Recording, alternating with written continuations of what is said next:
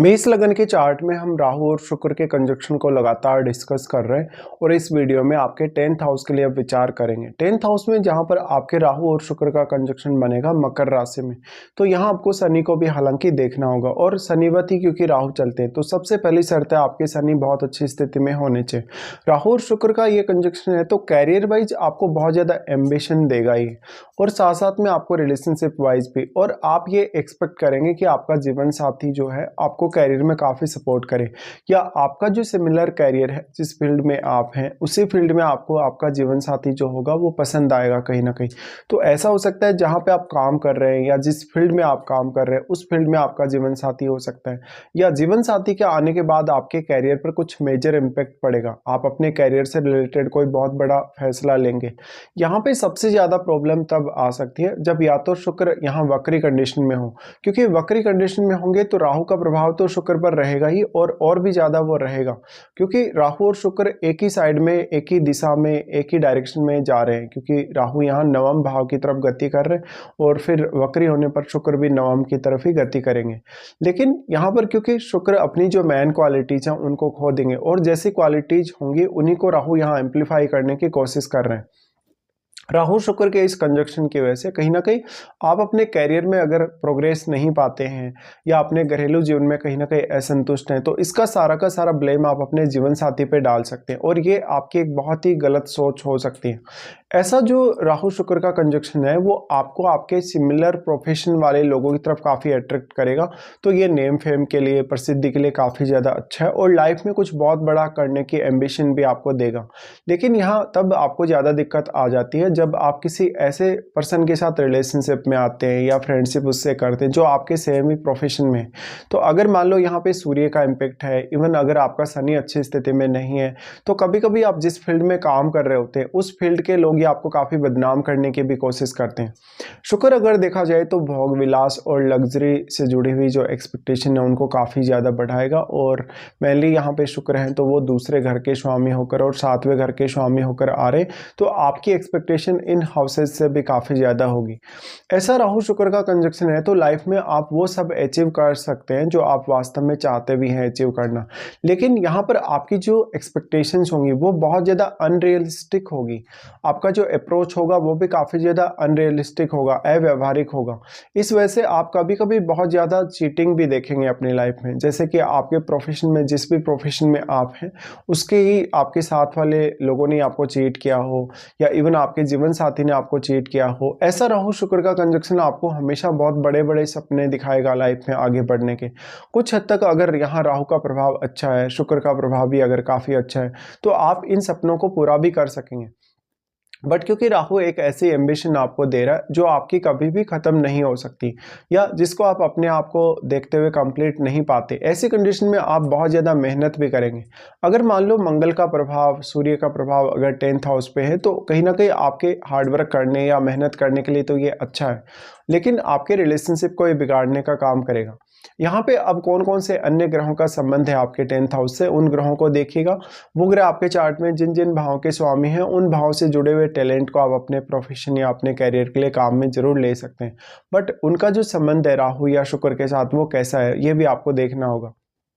अगर हम दृष्टियों के हिसाब से भी यहाँ विचार करेंगे तो राहु सबसे पहले आपके सेकंड हाउस को एस्पेक्ट करते हैं जहाँ पर अब वो आपके सेकंड लॉर्ड के साथ ही बैठे हैं, तो ये आपके लिए वेल्थ के मामले में बहुत इंपॉर्टेंट होगा। आप बहुत ज़्यादा धन, लग्जरी और ऐशो आराम के साथ जीना पसंद करेंगे, आप अपनी फैमिली की सारी जो रिक्वायरमेंट्स हैं उनको भी पूरा कर पाएंगे। बट क्योंकि वाणी स्थान पर राहु का प्रभाव है तो आपकी वाणी को भी राहु काफ़ी ज़्यादा एम्पलीफाई करने की कोशिश करेंगे। तो ये जो तरीका है अब आपका वेल्थ पाने का या धन कमाने का वो बहुत ही ज़्यादा एक गलत तरीका हो सकता है या बहुत ही ज़्यादा अनरियलिस्टिक तरीका हो सकता है। हालांकि इससे आपकी आर्थिक रूप से जो समस्या है वो भी आपके सामने आएगी कभी ना कभी, क्योंकि इससे आपको आर्थिक रूप से काफ़ी रिस्क रहेगा, आपकी इनकम में काफ़ी उतार चढ़ाव भी रहेंगे।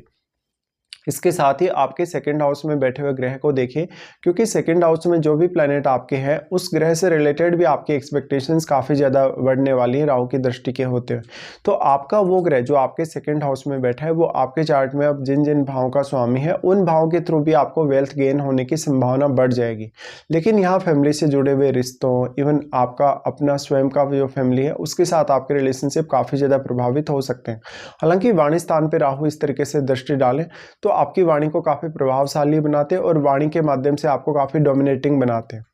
अब यहाँ पे क्योंकि जो शुक्र है वो स्वयं बहुत ज़्यादा एक्सपेक्टेशन या बहुत ज़्यादा इच्छाओं का एक ग्रह है, इसलिए यहाँ पर आपको धन लग्जरी को लेकर तो इच्छा बहुत ज़्यादा रहेगी ही। आपके जीवन साथी के साथ के रिलेशनशिप को लेकर भी आपकी उतनी ज़्यादा स्ट्रॉन्ग इच्छा रहेगी।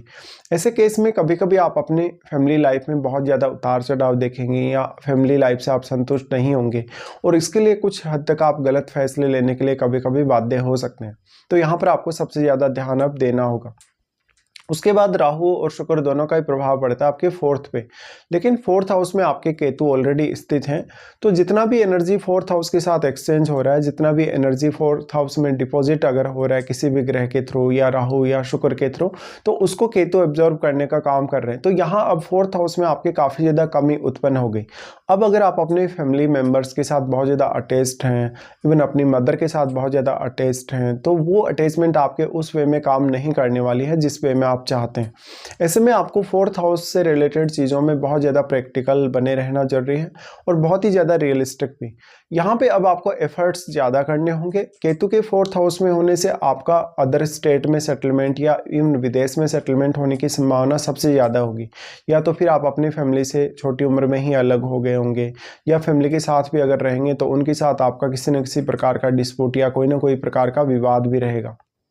यहाँ पे अब जो दृष्टि आ रही है, केतु जो बैठे हैं आपके फोर्थ में, राहु अपनी दृष्टि डाल रहे हैं केतु पर, बट राहु और केतु के बीच में 180 डिग्री का एंगल है। तो राहु तो यहाँ एक सीमा तक ही केतु को प्रभावित कर सकते हैं, या वो अपनी एनर्जी जो केतु के साथ वो एक्सचेंज कर रहे हैं वो एक सीमा तक ही कर सकते हैं। लेकिन शुक्र जो कि यहाँ पे राहु के साथ होते हुए बहुत ज़्यादा मल्टीप्लाई होने की वजह से अब शुक्र से रिलेटेड चीज़ों को लेकर आपके जीवन में आपकी चाहत काफ़ी ज़्यादा बढ़ेगी और जिस फील्ड को भी आप अपने कार्य क्षेत्र के लिए चुनेंगे उस फील्ड में आपके नेम फेम की चाहत भी उतनी ही ज़्यादा प्रबल होगी। लेकिन इसमें अब आपको फैमिली से उतना ज़्यादा सहयोग कभी कभी नहीं मिल पाएगा, या फैमिली या अपनी लाइफ स्टाइल की वजह से कभी कभी आप थोड़े ज़्यादा डिस्टर्ब रहेंगे।